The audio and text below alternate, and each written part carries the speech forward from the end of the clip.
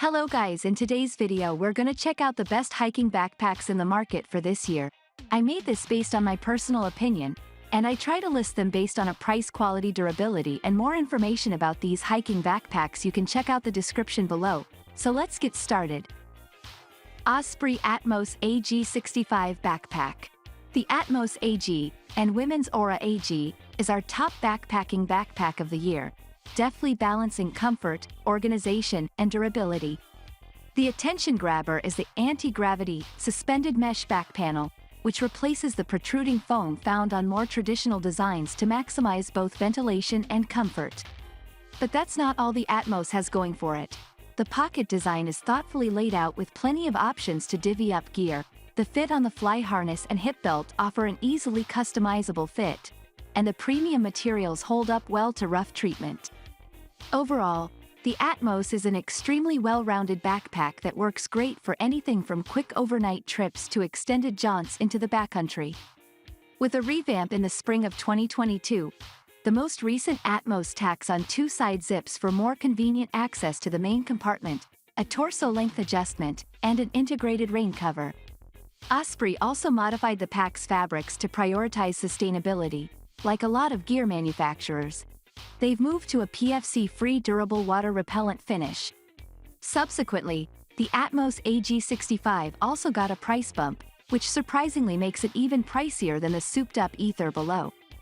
But you won't find a better balance of weight, carrying comfort, and features for everything from quick overnight missions to week-long backpacking trips, once more earning the Atmos AG65 a spot at the top of our list. Granite Gear Blaze 60L Backpack. The Blaze 60 is Granite Gear's flagship piece, combining heavy hauling credentials and functional organization at a 3-pound weight. We took the pack on a difficult trek through the Grand Canyon and were pleased with its overall performance. The pack's sturdy framesheet and substantial padding on the hip belt and shoulder straps carried a full load extremely well.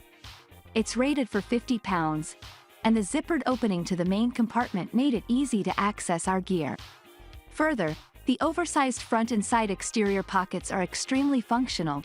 You can fit 2 standard water bottles in one side pocket. Most impressively, the Blaze pulls this off while undercutting most of the competition by a pound or more. What's not to like with the Blaze 60?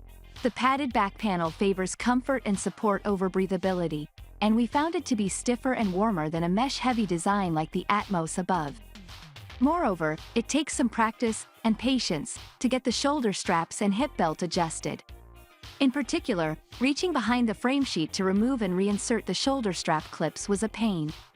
But these are small nitpicks, and the Blaze's well-rounded build makes it one of our favorite packs on the market.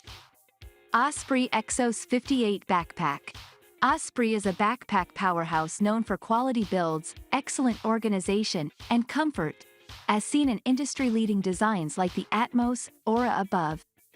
First released over a decade ago, the Exos, and Women's Aega, was their original take on an ultralight pack, and is still a popular pick in this category. At 2 pounds 13.4 ounces for the 58-liter version, it can't compete with streamlined haulers like the Hyperlight Southwest and Gossamer Gear Mariposa. Both check in just under 2 lb, but the additional weight translates to a boost in organizational features, carrying comfort and ventilation.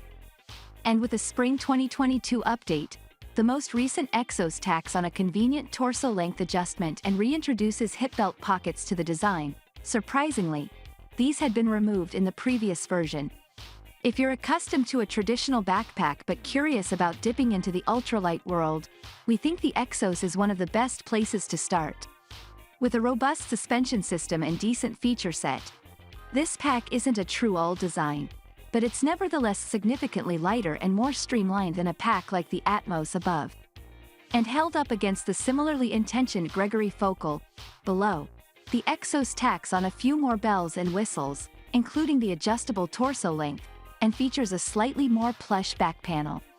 You do trade off a bit of durability compared to burly traditional haulers or pricier ultralight designs, which generally use Dyneema or tough Robic nylon, but we've been surprised with how well the Exos 100 denier body and base have held up.